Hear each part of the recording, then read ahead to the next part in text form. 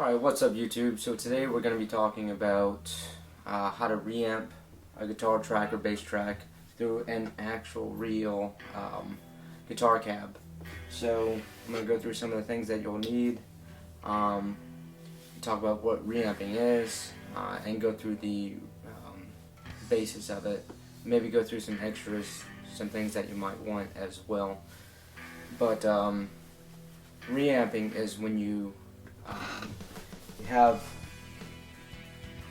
your audio interface, and you have your guitar, bass, things of that nature. So you go direct in, and you record direct in into your DAW, which you can see I have a dry track, is what I call it, a dry track, where you go direct in from your interface into your computer, into your DAW, and there you'll have no effects. You want to get a great interface with a great mic pre, and you want to record at a high sample rate and at a high bit rate. So I record at 24 bit for the bit rate, and I record at 192K for the sample rate, and that's going to give you your most realistic signal whenever you get it in the output of the interface going into the pedal, and then into the reamp box, and then into your guitar cab, your guitar amp and whatnot. So that's how you get your dry track. I'm sure as many of you know. So for the next step is some equipment that you'll need. So for reamping, you have reamp boxes that are active, or you can have inactive reamp boxes. I have this reamp, the Radial X Amp Studio Reamper, which I really like. It's it's an active reamp box. I think it costs about $200. You can get these for, I think, as cheap as $80. Definitely $100. I think there's a blue one that's about $80 or $100. These are the key of what you need for reamping. So of course this needs to be plugged in whenever you reamp, because it's an active reamp box. But from here, let's go to the DAW before we go to this next step. Actually, I'll go through more of the equipment that you'll need. So you have your reamp box, you have your audio interface, you have your guitar dry tracks, and you have your amplifier and your microphone or microphones. I generally record with 2 microphones at once with my Apollo. I really like my Apollo. It has great mic pre's, and I can choose which mic I like best, or I can blend the two together in the DAW. So you got this, you got your audio interface, of course you have your cables. So you have a power cable for your guitar amp. You'll have a speaker cable for your guitar amp, and these are some cables that you want further. So this is a male, just hold this one cable so it's explicit. This is a male TSR cable into a 1/4 inch TSR. So you got the male that goes into the female XLR on the reamp box, and this will go from your audio interface output into your reamp box, and then you'll need another instrument cable. So this will go from output 1 or output 2, which is isolated, or just direct into your either pedal, and then pedals, or pedals, and then into your guitar head, or it'll just go straight into your guitar head without any pedals, depending on if you need any. I record both ways. Usually the only pedal I need is maybe a what's it called, TS 808 overdrive pedal, TS9, something like that.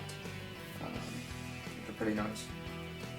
So the process of reamping, this is all the stuff you need. Here's the overdrive that I use most often, TS 808. Alright, and then a lot of the delays of reverb I use, that's from the DAW. I have plenty of great delays and reverbs. Alright, so I'm going to type in my password here. This is the computer. Oh, you'll need a computer, obviously, for your audio interface and all that. So for what you want to do is either you want to have this guitar track, ready to go.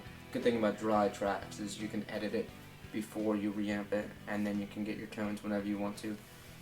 So you want to have this.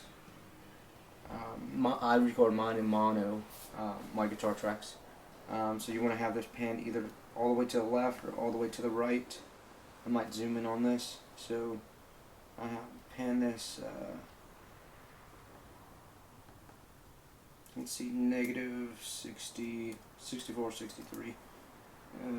It's 64, and that's panned all the way to the left. And the reason for that is, so you can grab your audio interface, and you want to use your monitor left, and that'll be your output for your 1/4 inch TSR cable. Where would I put that? Yes. So you'll go from your audio interface. This will be plugged in your computer to where the output will be through the audio interface and not through the headphones or whatever jack or your laptop speaker or something like that. Alright, so you'll go monitor left for your 1/4 inch TSR. You have your male XLR for the TSR or TRS cable. It'll go. I put it through balanced input. This will of course be plugged into the outlet at the time of reamping, and this will go. I use the output level, output direct, and this right here is you can see if you're clipping or not. So you can, if you want to mute everything, you can do that through the Reamp box if you don't want to have to deal with it through the computer or something like that. And this will, kind of give you how much gain you want, and it'll show you if you're clipping or not. And you have your instrument cable from the output. I go output A to the direct output. This also gives you your phase, which you can do that in the DAW. Don't worry about that on the Reamp box. And this goes into your pedal from here, or straight in your first pedal, I should say, or straight into your amp hole. And one thing to be cognizant of is if you have a higher end, let me get to here. If you have a higher end audio interface, you have to go to your console control right here, and your console control will allow you to turn off any looping or whatnot, because that's something I had a problem with initially with the Apollo UAD. Is when I got Reamp, it would loop that, or not loop, but it would throw that mix back into the DAW with the dry channel into the output, which I did not want, so it was immediately feedbacking. You want to turn that off, which should be very easy to do. So that's how you reamp. I might go through a little bit of an example run to show you, kind of how it is, how I set it up in my little closet with my acoustic panels and whatnot. But yeah, for now, that's reamping, very basic, but it can be kind of confusing to get at first. But once you get it, it's good to go. You can keep messing with your tones until you get something that you like. Good thing with I do want to emphasize, you don't have to use a real speaker. You can use a head, and you can use a impulse. So just to get real head impulse, which is a fine idea if you don't want to have to worry about miking a real cab, which can be kind of confusing or daunting. And that should be it. And I'll go through an example and break down the process. Alright, so for now, peace out, rock on.